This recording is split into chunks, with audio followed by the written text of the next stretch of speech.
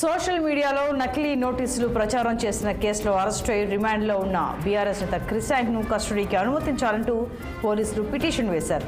క్రిశాంక్ను 2 రోజుల పాటు విచారణ నిమిత్తం కస్టడీ కోరారు. మరోవైపు క్రిశాంక్కు బెయిల్ మంజూరు చేయాలని పిటిషన్ దాఖలు చేశారు. పోలీస్ కస్టడీ పిటిషన్తో పాటు బెయిల్ పిటిషన్పై నాంపల్లి కోర్టు కాసేపట్లో విచారించనుంది.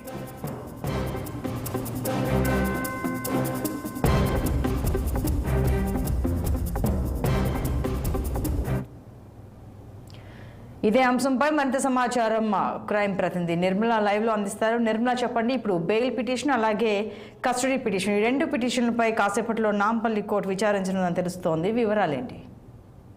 అవును సంతోషి, ఇప్పుడు బీఆర్ఎస్ నేత క్రిశాంక్ సోషల్ మీడియా ఇన్ఛార్జిగా కూడా ఉన్నారు. క్రిశాంక్ మన చౌటుప్పల్లో అరెస్ట్ చేసిన విషయం కూడా అందరికీ తెలిసిందే. ఎందుకంటే ఉస్మానియా కాలేజీలు కూడా మూసివేస్తున్నారు, వసతులు సరిగా లేక మూసివేస్తున్నారు అనే ఫేక్ సమాచారాన్ని కూడా పోస్ట్ చేశారు అనే విషయంలో కాంగ్రెస్ నేతలంతా కూడా క్రిశాంక్ని చౌటుప్పల్లో అడ్డుకోవడం కూడా జరిగింది.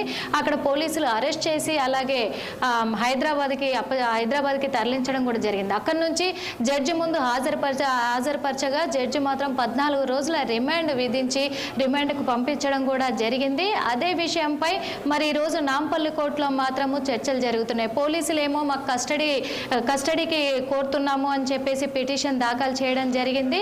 2 రోజుల కస్టడీ కావాలి అని కోరుతున్నారు. అలాగే క్రిశాంక్ తరఫున న్యాయవాదులు మాత్రము బెయిల్ మంజూరు చేయాలని చెప్పి కూడా వాళ్ళు పిటిషన్ వేయడం కూడా జరిగింది. మరి ఈ 2 విషయాల మీద కూడా ఈరోజు నాంపల్లి కోర్టులో అయితే విచారణ జరగనుంది. మరి బెయిల్ మంజూరు చేస్తుందా లేకపోతే పోలీసులకి కస్టడీకి ఇస్తుందా అనే విషయం కూడా తేలాల్సి ఉంది. అంతేకాకుండా ఎందుకంటే ఈ ఫేక్ న్యూస్ని క్రియేట్ చేయడం అనేది కూడా నేరము అని మరికొందరంటే ఇప్పుడు కాంగ్రెస్ నేతలు అంటే బీఆర్ఎస్ నేతలు మాత్రం ఇది ఫేక్ కాదు, ఇది ఒరిజినలే, అందుకే ఇది రియల్ న్యూసే కదా, ఈ రియల్ న్యూస్ని మేము పోస్ట్ చేశామని చెప్పేసి బీఆర్ఎస్ నేతలు కూడా వాళ్ళు కూడా వాదించడం జరుగుతుంది.